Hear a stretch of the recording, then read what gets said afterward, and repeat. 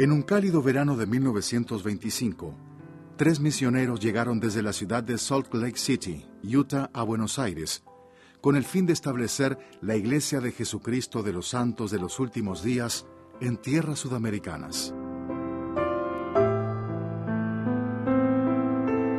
Lejos estaban de imaginarse las dificultades que deberían enfrentar para lograr su objetivo.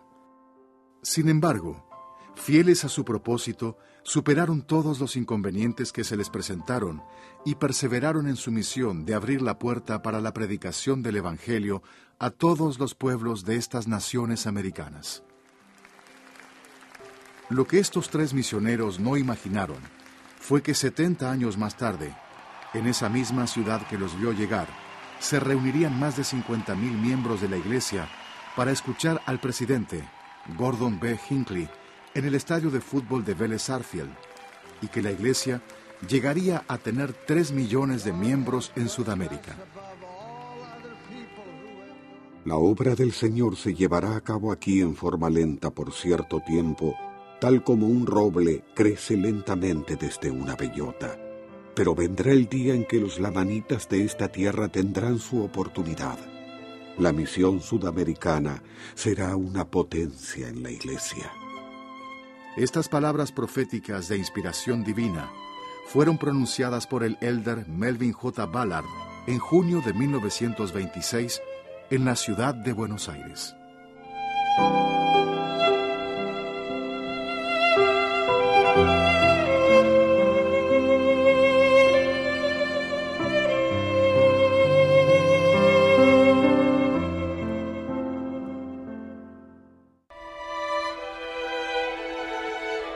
El jueves 3 de septiembre de 1925, en la reunión regular de las autoridades generales de la Iglesia, en el Templo del Lago Salado en Utah, el presidente Ever J. Grant anunció el comienzo de la misión sudamericana de la Iglesia de Jesucristo de los Santos de los Últimos Días.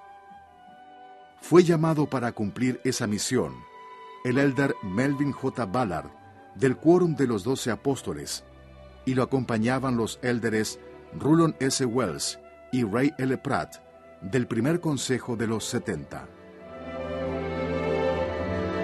Luego de recibir instrucciones de la presidencia de la Iglesia, los misioneros debían dirigirse a la ciudad de Buenos Aires, en Argentina, lugar elegido para establecer la cabecera de la misión en Sudamérica.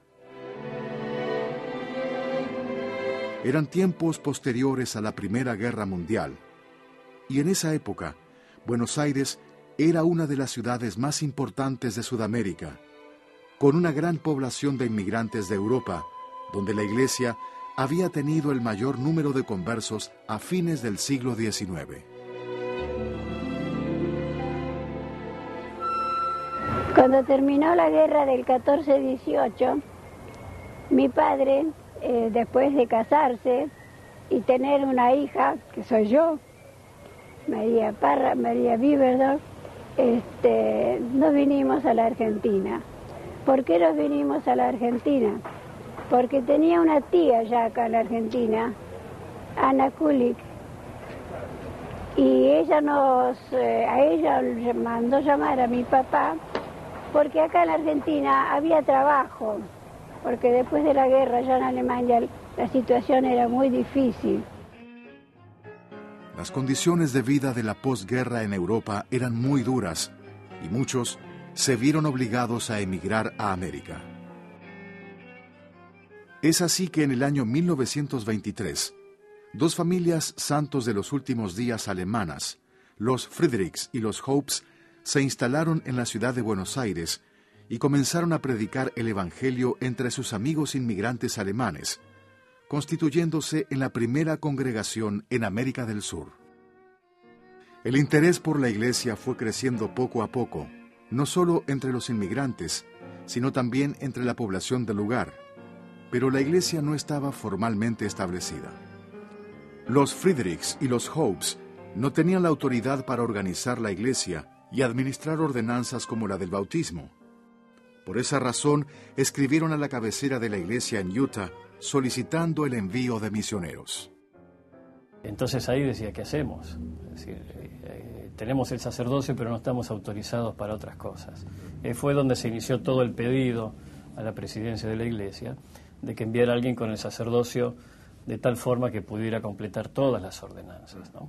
Mi mamá narraba desde chico, siempre nos fue contando esta historia y a medida que pasaba el tiempo se resignificaba, porque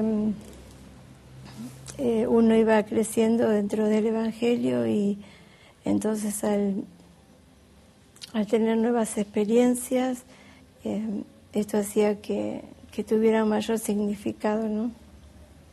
Ella nos contaba que su familia, su papá, había venido de Alemania con su hermana Ana, y que cuando estaba acá trabajando en la Argentina había conocido a través de un compañero de trabajo, había conocido la iglesia a través del Libro de Mormón que él había compartido. Mi mamá siempre contó que el abuelo había recibido el Libro de Mormón de un amigo, de un compañero de trabajo, y que literalmente se devoró el Libro de Mormón en muy pocos días y enseguida supo que el Libro de Mormón es verdadero.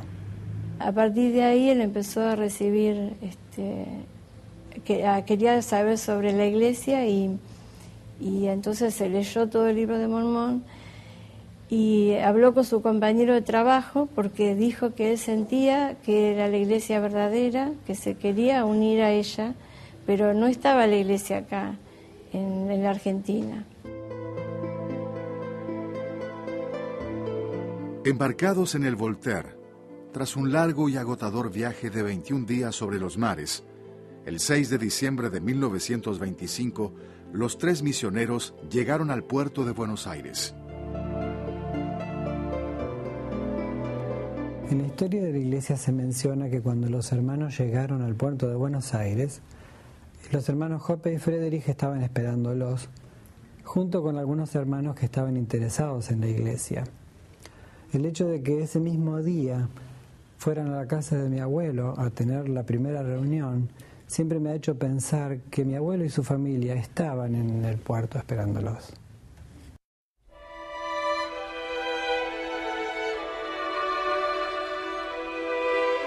Debido a la predicación de los Friedrichs y los Hopes, había 6 personas listas para el bautismo cuando llegaron los misioneros.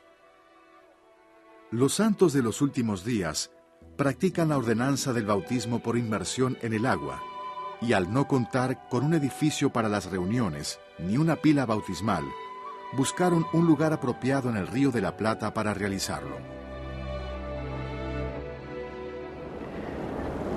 En el ocaso de un sábado 12 de diciembre de 1925, el Elder Ballard, junto con 6 personas más, se dirigieron desde ese lugar que él marcó en la historia como una referencia hacia el este de esa central térmica. Estamos en Dock Sud. Estos supuestamente son los lugares donde se realizaron los primeros bautismos.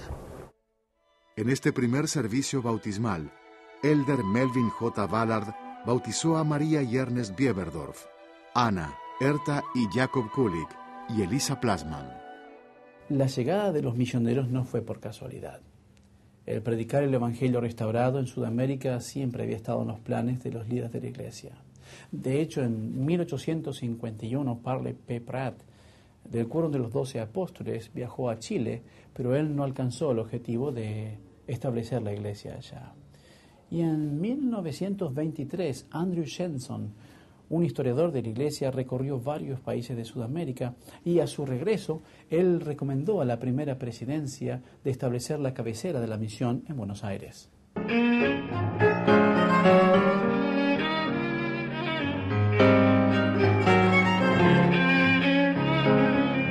No era fácil la tarea para aquellos misioneros que debían enfrentar un mundo desconocido, donde el idioma y las diferencias culturales representaban una barrera. Sin embargo, nada los detuvo. Buscaron guía espiritual divina y enfrentaron el reto. Fue así que en el amanecer de la Navidad de 1925 realizaron la reunión de dedicación de la tierra de Sudamérica para la predicación del Evangelio de Jesucristo. dedicación es una oración. Es un acto devocional donde un líder de la iglesia consagra una tierra, un edificio u otros elementos físicos para la edificación del reino de Dios. Viernes 25 de diciembre de 1925.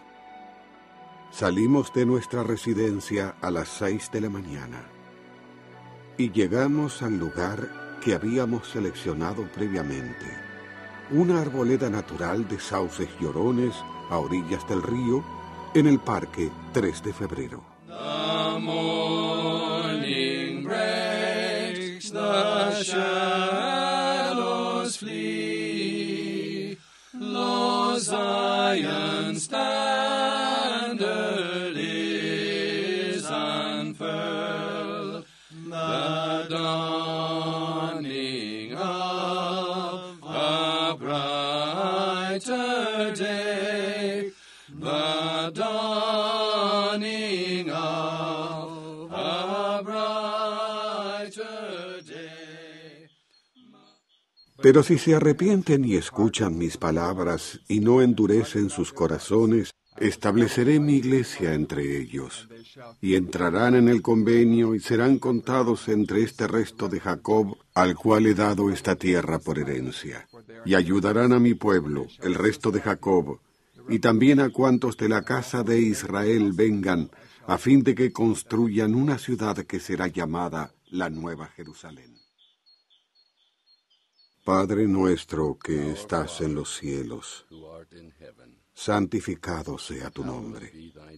En el nombre de Jesucristo, tu Hijo bien amado, nosotros tus siervos nos acercamos a ti en esta hermosa mañana de Navidad, en este lugar apartado. Después de la oración de dedicación, los 3 misioneros expresaron sus testimonios y, según dice el registro, se bendijeron. Hablaron sobre la importancia de este evento, de que el Evangelio ahora podía ser llevado a toda Sudamérica, que al principio iría a los inmigrantes europeos, pero luego, y quizás lo más importante, iría a las poblaciones indígenas de América. Agradecieron por haber sido escogidos para venir a estas tierras a predicar el Evangelio a todos los pueblos de las naciones sudamericanas. Se comprometieron a realizar la labor que les fue asignada y pidieron a Dios ser recibidos como mensajeros verdaderos enviados por Él para establecer allí la iglesia. ¿Pueden imaginarse estos 3 hombres, estos 3 misioneros veteranos, 3 autoridades generales? ¿Pueden imaginarse cómo se sintieron al poder participar en este evento? Antes de dejar el parque lloraron y se abrazaron.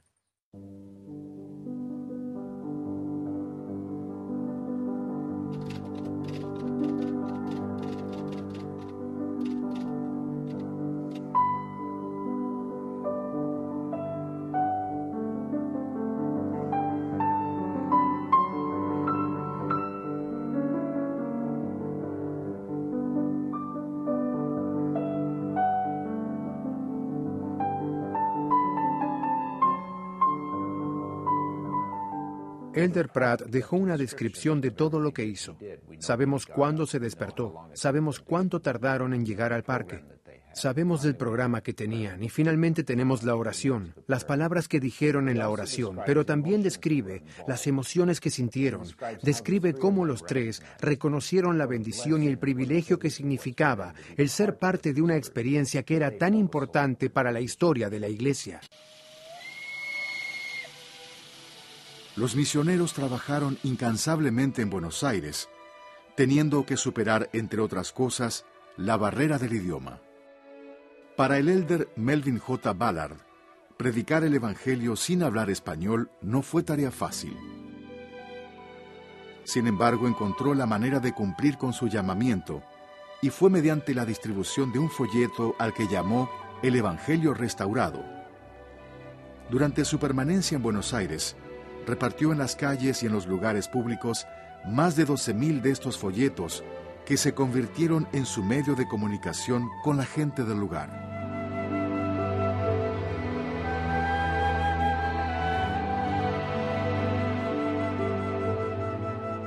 las reuniones primeras eran en alemán, porque había muchos hermanos alemanes. Pero después, como trabajaron bien los misioneros repartiendo folletos y haciendo propaganda, empezaron a comenzar a venir los hermanos argentinos, los miembros, los hombres, las personas argentinas. Valor y determinación movía a estos misioneros que en un principio contaban solamente con un grupo de miembros extranjeros y poca gente del lugar interesados en sus enseñanzas. Sin embargo, un fuerte impulso interior los ayudó a seguir adelante y se mantuvieron fieles a la tarea. Continuaron con su misión, la que se fue desarrollando lentamente, hasta que en junio de 1926, 6 meses después de su llegada, debieron regresar a los Estados Unidos. Antes de partir hubo una reunión en la casa de la familia Friedrich en Liniers.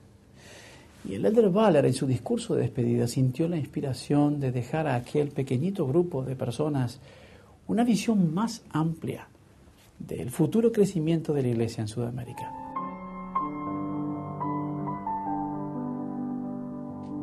La obra del Señor se llevará a cabo aquí en forma lenta por cierto tiempo, tal como un roble crece lentamente desde una bellota.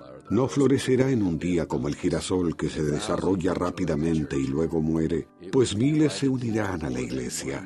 Esta tierra será dividida en más de una misión y llegará a ser una de las más fuertes del reino. La obra es ahora muy pequeña aquí, pero vendrá el día en que los lamanitas de esta tierra tendrán su oportunidad. La misión sudamericana será una potencia en la Iglesia. Estas palabras inspiradas constituyen una promesa que solo el paso del tiempo podría corroborar. No creo que los presentes, el pequeño grupo, llegaron a comprender completamente su significado.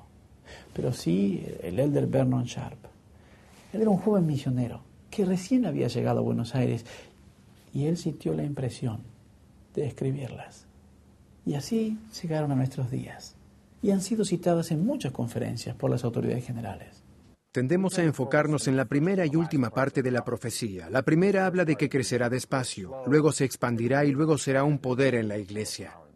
Pero elder Ballard estaba más interesado en el proceso de cómo crecería la Iglesia y para explicarlo dio 2 ejemplos.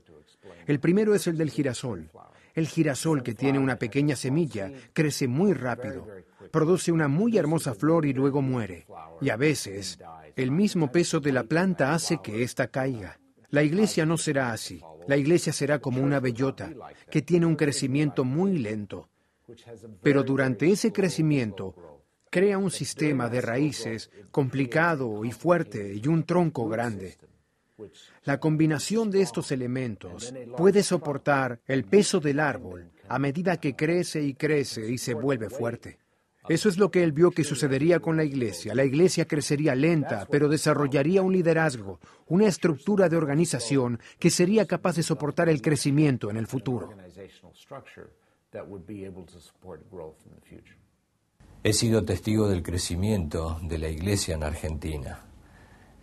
Cuando tenía 12 años no había ninguna capilla construida por la Iglesia, excepto la vieja capilla de Liniers. Ahora tenemos más de 500 capillas y había solo una misión, ahora tenemos 10 misiones. De manera que claramente se cumplió la profecía del elder Ballard. Sabe que yo he tenido el privilegio de ser parte de la profecía que nos dio el elder Ballard en el año 1926. La obra en Chile no crecía mucho y los misioneros no estaban dando muchas charlas, pero después hubo un espíritu allá que cambió todo. Los misioneros estamos enseñando mucho y la obra ha crecido muchísimo. De hecho, ahora en Chile es su propio área, hay 9 misiones y las estacas son muchas. Entonces yo puedo testificar que he sido parte de este cumplimiento y ha sido un privilegio para mí estar acá. Yo diría que la historia de la familia Aidukaitis es un testimonio vivo del cumplimiento de las profecías que el elder Ballard dejó. De la misma manera, mi papá fue el primer miembro de la familia en ser bautizado en 1940 en el sur de Brasil. En aquella época, la iglesia tenía menos de 300 miembros en el país entero, ni una capilla, claro que no tenían ni un templo. Pero ahora todo el mundo sabe de la iglesia en Brasil. Hoy tenemos más de 1 millón de miembros, tenemos cientos de capillas, cientos de estacas. Centenas de estacas. Permaneció con muy pocos miembros por varios años, básicamente en 4 países, Brasil, Argentina, Uruguay y Paraguay, mayormente entre la población de inmigrantes europeos. Entonces, en 1956 se expandió a Chile y Perú, y para el año 1968 estaba en casi todos los países de Sudamérica. Durante este período, la iglesia creció con el crecimiento de las estacas y la construcción de los templos. Luego, en 1980 y 1990, hubo un gran crecimiento y el número de conversos aumentó mucho en todos los países.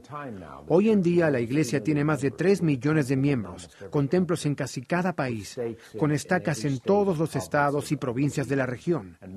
Y los misioneros están en cada parte de estos países. La profecía de Melvin J. Ballard se está cumpliendo en la actualidad.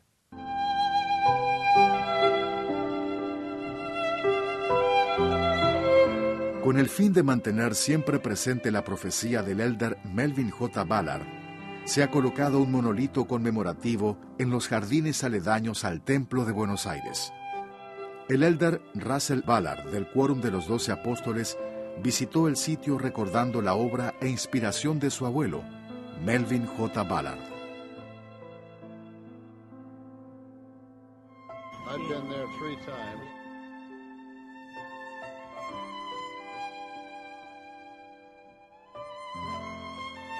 Actualmente, muchos miembros de la iglesia pasan por el lugar y tienen la oportunidad de leer y recordar la profecía de bellota a roble y renovar el entendimiento de todo lo que aún queda por hacer para expandir el Evangelio de Jesucristo en los países de Sudamérica.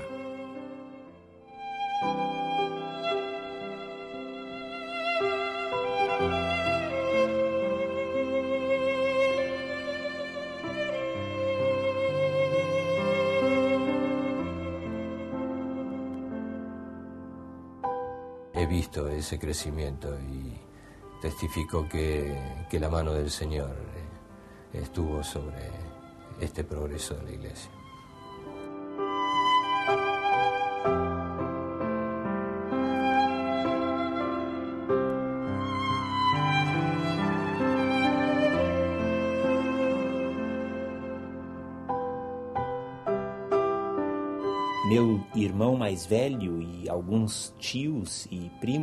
Mis primos fueron algunos de los primeros misioneros de la iglesia en Brasil. Cuando él sirvió la misión, eran los únicos miembros brasileros en la misión. Hoy es lo contrario. La mayor parte de los misioneros sirviendo en Brasil son brasileros.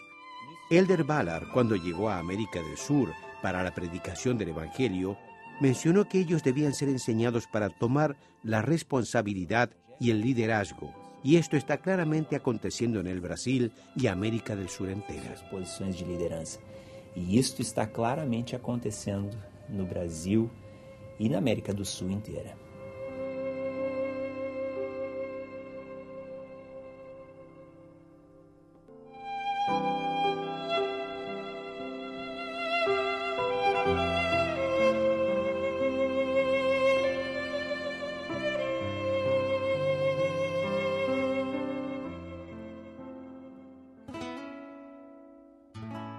A mediados de los años 60, los misioneros llevaron el Evangelio al pequeño pueblo indígena de Quiriza, en las montañas al sur de Bolivia.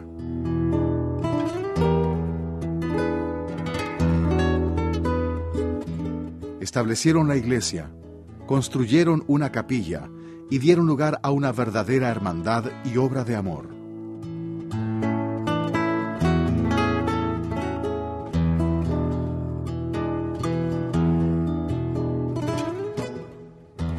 Cuando él sale a la misión a Quiriza, yo no había nacido todavía. Pero y él cuenta que fue una época de mucho éxito para su grupo. Tuve que abandonar el canto. Mis compañeros no creían, pero les dije que sí, yo me voy, yo canto. Y alquilamos la casa que teníamos y con ese fondo hicimos la misión mi esposo y yo.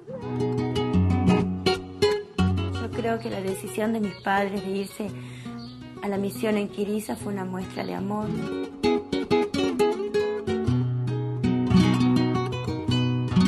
He aprendido muchas cosas realmente ahora que lo estoy viviendo con mi familia que tengo. Eso me ayuda a que yo pueda todos los días luchar en esta vida, en esta tierra.